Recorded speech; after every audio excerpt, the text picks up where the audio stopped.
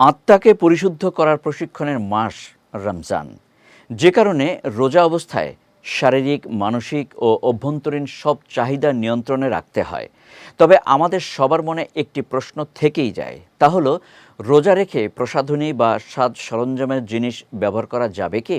এসব ব্যবহার করলে রোজার কি কোনো ক্ষতি হবে? সিরাজুম মনিরা বিলাসী জানাচ্ছেন বিস্তারিত। রোজা রেখে এমন কোনো প্রসাধনী ব্যবহার করা উচিত নয় যা রমজানের শিক্ষা ও আবেদনের পরিপন্থী। তবে বিশেষ প্রয়োজনে এসব ব্যবহার করলে যদিও রোজা নষ্ট হবে না, তবে লক্ষ্য রাখতে হবে এগুলো দ্বারা শরীয়ত বিরুদ্ধ বা হারাম কাজে লিপ্ত হওয়ার অবস্থান যেন তৈরি না হয়। যেমন নেইল পলিশ ব্যবহার করা।